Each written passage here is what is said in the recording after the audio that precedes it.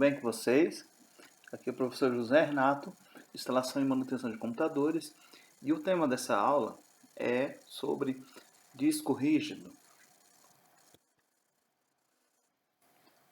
Esse tema é um pouco abrangente, então eu dividi em duas partes. Nessa primeira parte, eu vou falar especificamente dos componentes, as configurações da HD, também sobre a transmissão, o método de transmissão de dados e os padrões.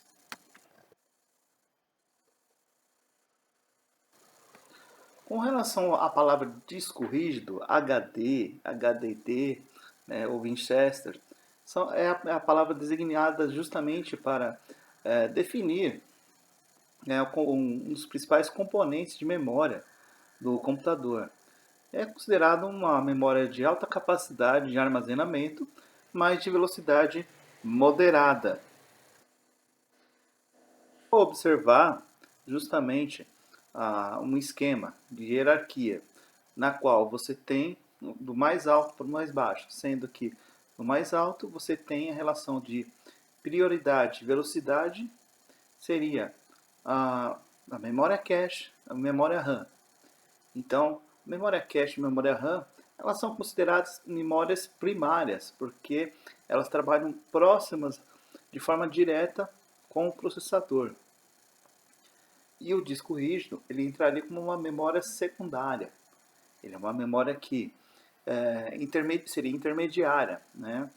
Por exemplo, numa situação em que o processador precisa carregar um conjunto de dados maior, um programa, ele vai precisar carregar isso a partir da memória. Só que a memória RAM ela é limitada, então parte dessas instruções vão estar justamente no disco rígido, que será acessado. Um outro tópico muito importante é sobre memória virtual. Numa situação em que o sistema está próximo da utilização de 100% dos seus recursos, no caso da memória, ele pode recorrer a um recurso. Por exemplo, se houver espaço disponível na HD, ele pode criar uma memória virtual. Esse termo memória virtual é mais comum se utilizar no ambiente do Windows.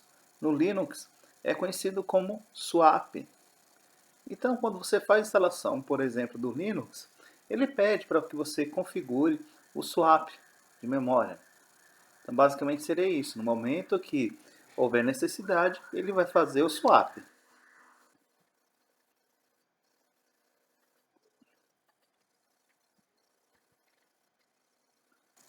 Agora vamos ver um pouquinho mais sobre os componentes da HD. Temos o prato, o motor, que é responsável por girar os discos, o prato, a cabeça de leitura, o braço, que vai fazer a movimentação, e a gente consegue observar a estrutura da HD, como ela funciona por dentro. Uma coisa interessante a gente comentar é o nome, HD e HDD. HDD é Hard Disk Drive, é um termo hoje muito utilizado, mas antigamente o pessoal utilizava muito o termo Winchester, pelo fato da Winchester ser uma fábrica que desenvolvia muitos componentes para o HD. Curiosamente também, essa fábrica inclusive é muito conhecida por fabricar armas de fogo.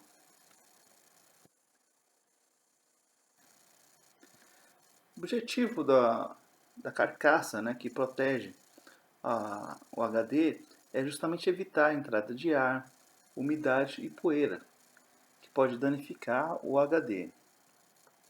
A seguir, veremos um vídeo institucional da Seagate, que é uma das maiores fabricantes de HD. Esse vídeo é bem antigo, porém a lógica, o conceito que é utilizado na fabricação de HD é utilizado até hoje. Vai mudar um pouquinho aí as tecnologias que depois eu irei comentar.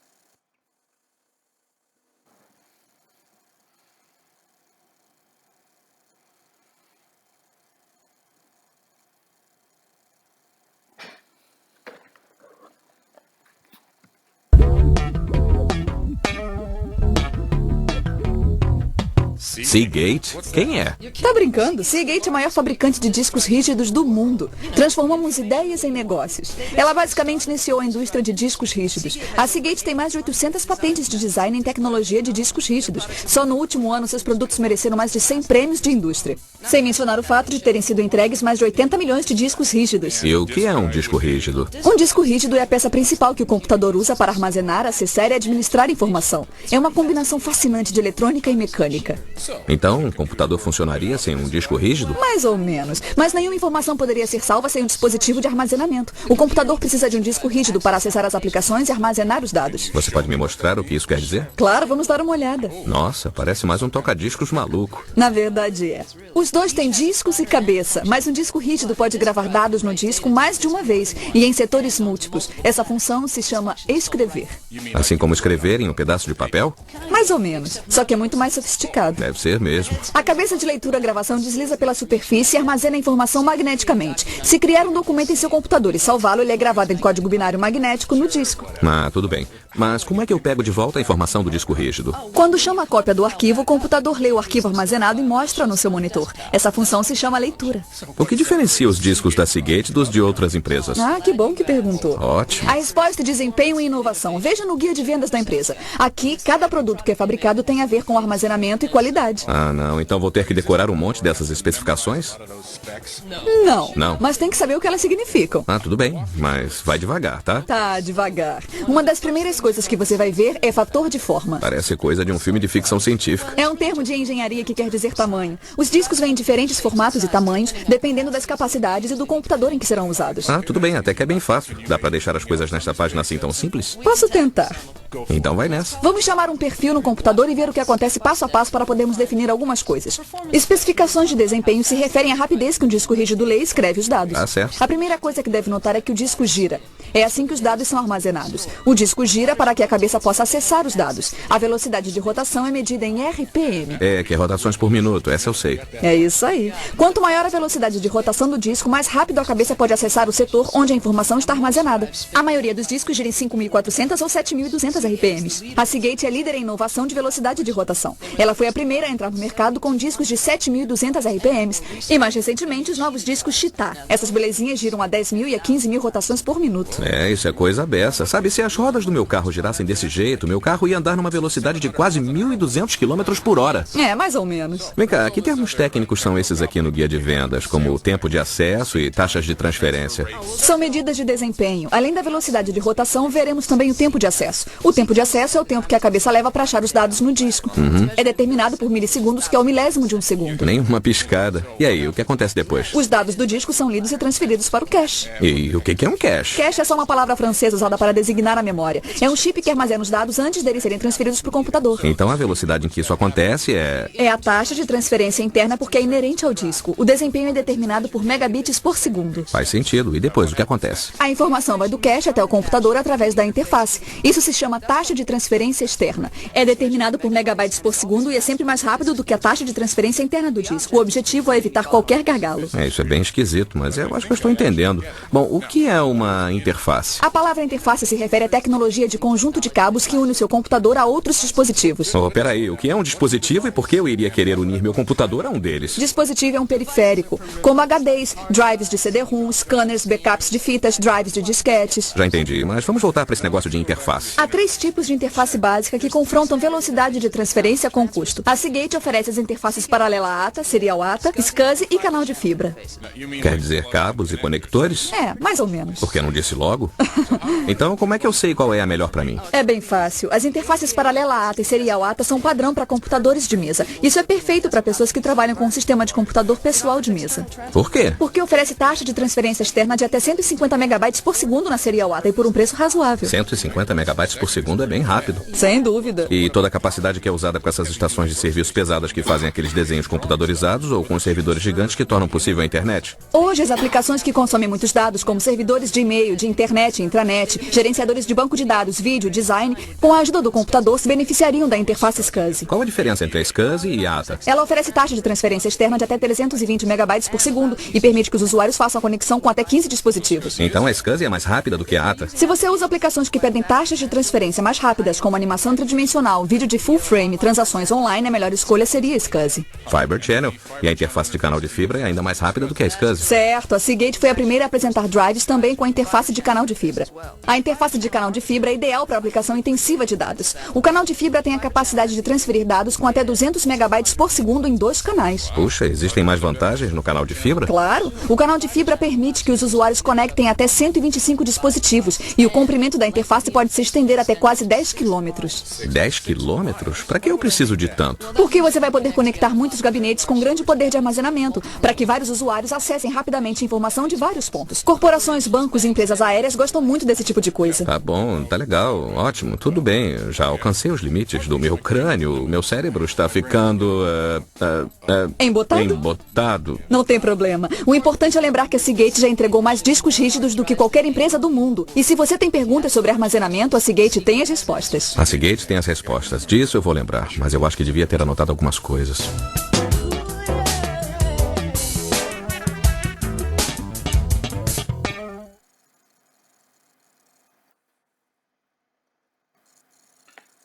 Bom, eu gostaria de comentar alguns pontos, né, com relação ao padrão de comunicação dos HDs, né? No caso ali, seriam 3 opções, né? O ATA, o SCSI, né, e o canal de fibra. O ATA, também conhecido como IDE ou PATA, é um padrão antigo que foi muito utilizado. Até início dos anos 2000, você encontrava muitas máquinas com esse padrão. O nível de desempenho dele é o mais baixo e era utilizado em desktops mais comuns, né?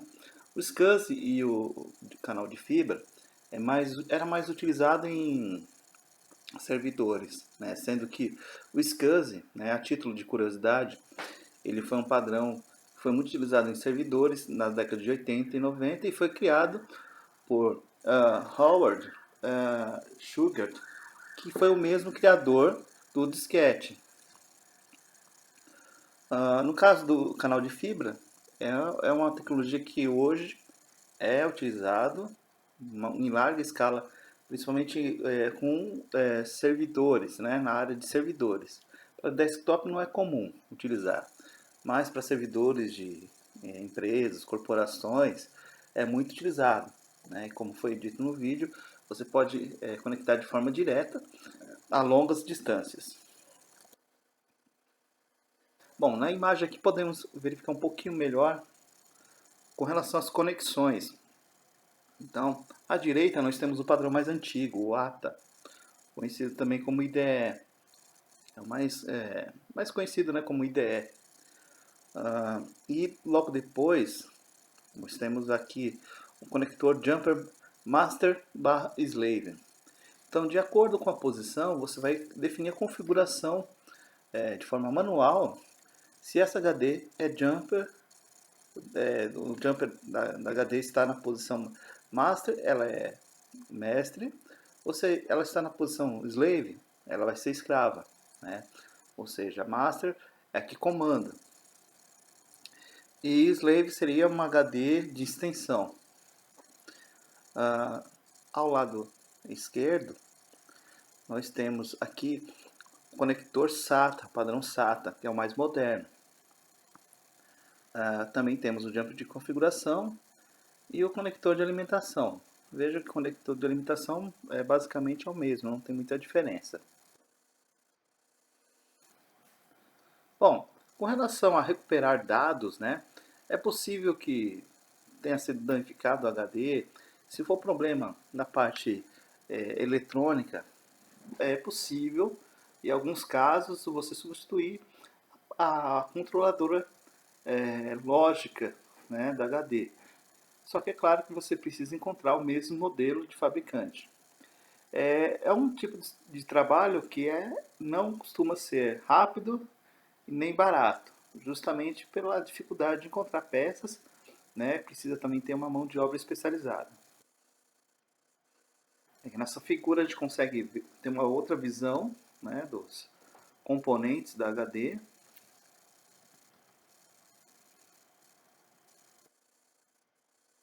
E aqui nós conseguimos ver, né, os discos na posição que eles ficam, né, de perfil. Então, a HD ela possui mais de um disco. Você tem um braço de leitura que vai fazer a varredura, né, e temos aí cada disco a identificação dele.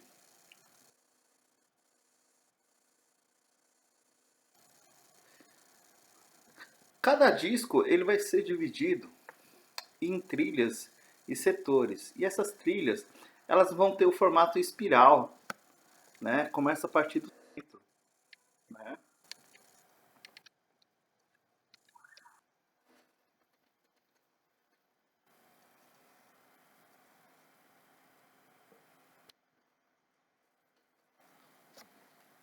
Vamos falar sobre o padrão IDE, né? Ou PA. Foi uma tecnologia, como eu já comentei, utilizada durante muito tempo, né? Que utilizava na parte, vamos dizer assim, lógica, né? A transmissão de forma paralela, né? É claro que com a evolução dos outros componentes foi exigindo um melhor desempenho. Então chegou-se a limitação da própria tecnologia do IDE. Muitas, muitas máquinas, né, até o início dos anos 2000, ainda utilizando aí esse padrão IDE, né. ATA ou IDE, ele tem origem no nome, né, de um dos computadores que foi muito utilizado aí, né, o PC 386, IBM PC 386. E tinha capacidade, né, de apenas 20 MB.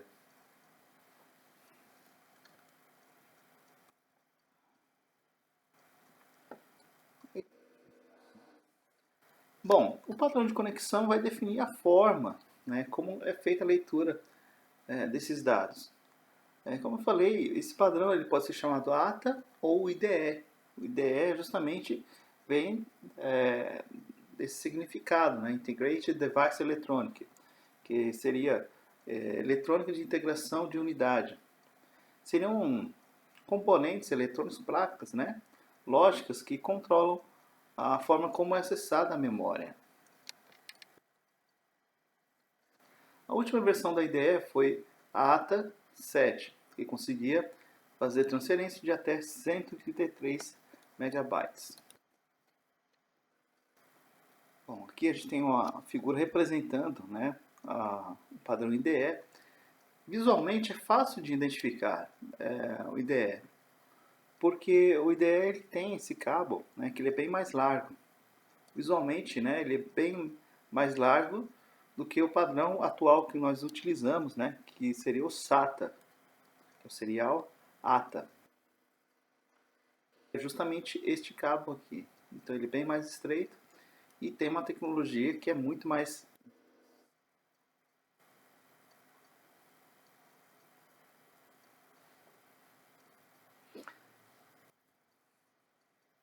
Claro que com a evolução, né, justamente dos componentes, os engenheiros perceberam que era dentro desse padrão, né, serial. Veja os conectores como eles são bem mais estreitos.